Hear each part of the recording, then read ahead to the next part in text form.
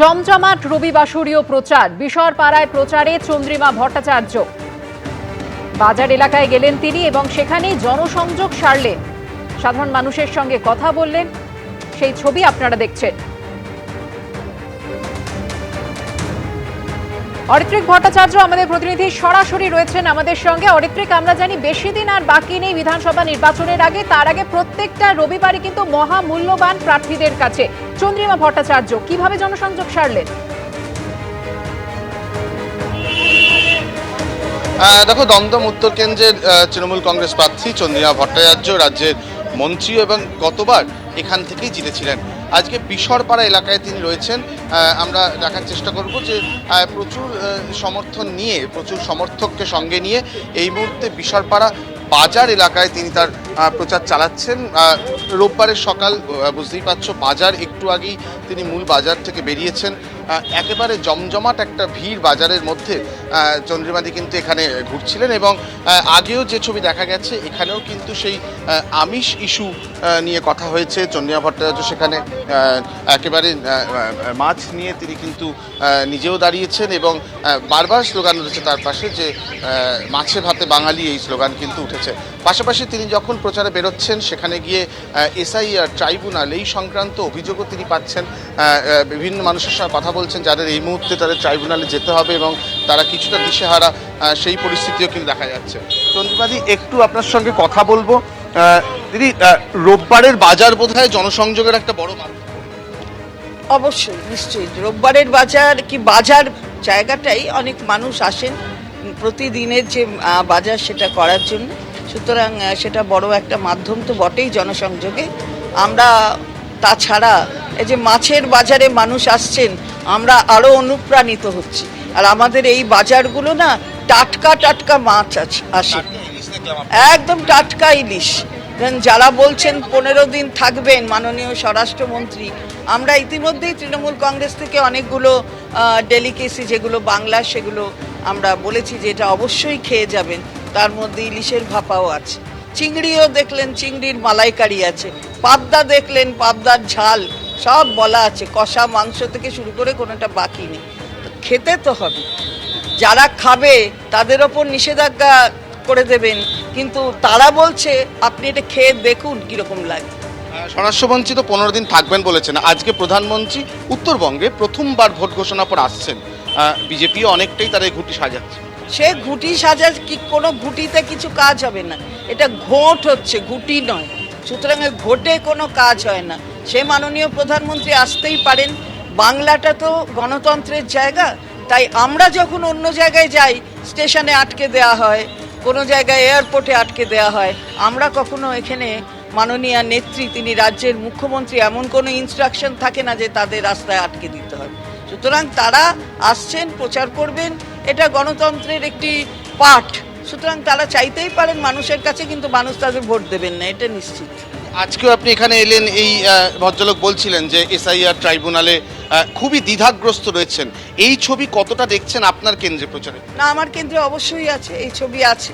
অনেক মানুষের নাম কেটে গেছে, তারা বৈধ ভোটার অবৈধভাবে কেটে গেছে। এই যে মাননীয় প্রধানমন্ত্রী আসছেন, এখান থেকে যে 12 জন সাংসদ হয়েছেন, তো সেই 12 জন সাংসদের মধ্যে তো এখানকার যাদের অবৈধ বলছেন সব অনেককে, আমার এখানে সাংসদ অবশ্য আমাদের দলে, কিন্তু অনেক জায়গার তো ভোট নিয়েছেন, কিংবা আমাদের দলের সাংসদ হলেও আপনার দলকেও খানিকটা ভোট দিয়েছিল। পার্সেন্টেজ ওয়াইজ যদি দেখতে যাই তাহলে অবৈধ ভোটারদের থেকে ভোটটা নিলেন, প্রধানমন্ত্রী হলেন বলে সেই প্রধানমন্ত্রীত্বে চলছে গোটা ক্যাবিনেট। আপনাদের তো রিজাইন করা উচিত, যেটা আমাদের সম্মানীয় সাধারণ সম্পাদক বলেছেন। এরা এইভাবে সাফার করবে? এদের বাড়িতে 8টা ভোট আছে, তার মধ্যে 3টে এসেছে, 5টা আসেন। এবারে আমরা সব রকমের সহযোগিতা করব, এই বিষয়ে কোনো সন্দেহ নেই। কিন্তু এই যে একটা বিভ্রান্তি তৈরি করা এবং মানুষের মধ্যে আতঙ্ক তৈরি করা, ভোটার একজন, তার সম্মান এটা যে আমি ভোটার, এটা আমি ভোট দিতে যাচ্ছি, সেই সম্মানটা যারা নষ্ট করছে তাদের শাসন ক্ষমতায় থাকার কোনো অধিকার নেই। শেষ প্রশ্ন, একাধিক মানুষ এখনো দ্বিধায় তারা ভোট দিতে পারবেন কিনা। এই আবহে মুখ্য নির্বাচনী আধিকারিক জেলা সফরে গেছেন পূর্ব মেদিনীপুরে ভয়মুক্ত ভোটের লক্ষ্যে, আরও অন্যান্য জেলাতে। ওনাকে দেখে কেউ ভয়মুক্ত হবে না, উনিই তো ভয় তৈরি করেছেন। উনি তো কথাই বলতে জানেন না। একদম অরিত্রিক, আপনারা অর্থাৎ তো- বোঝাই যাচ্ছে চন্দ্রিমা ভট্টাচার্য একদম রবিবাসরীয় প্রচারে একেবারে জমজমাট প্রচার সারছেন তিনি এবং একাধিক বিষয় বিজেপিকে আক্রমণ করলেন তিনি। ধন্যবাদ অরিত্রিক। এই যে প্রচার চলছে, সেই প্রচারের সময় ঠিক কি খেয়ে ফিট থাকছেন বেলেঘাটার বিজেপি প্রার্থী পার্থ চৌধুরী নিজেই জানালেন এবিপি আনন্দকে।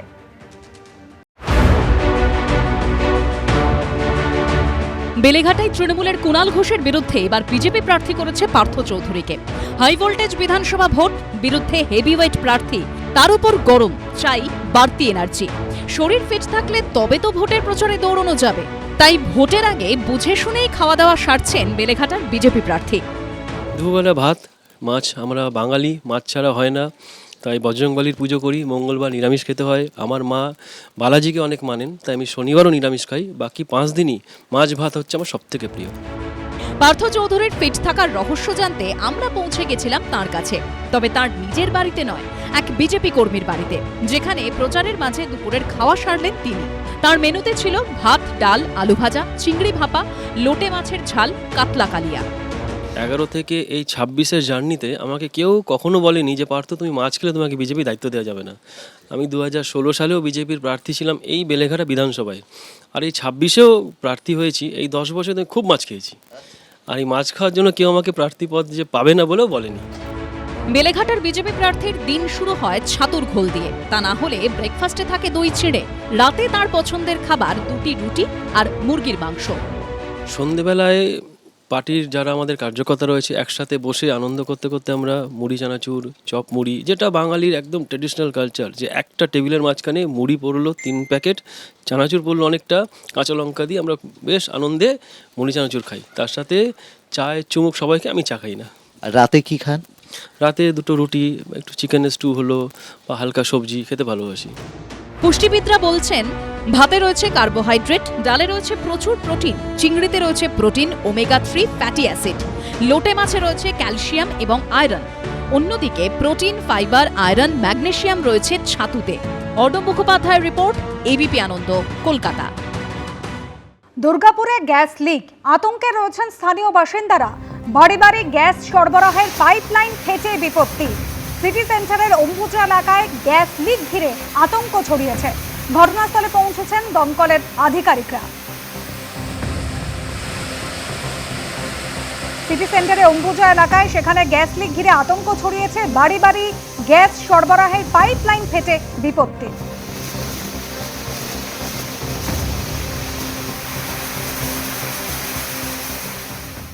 এবিপি আনন্দ, এগিয়ে থাকে, এগিয়ে রাখে।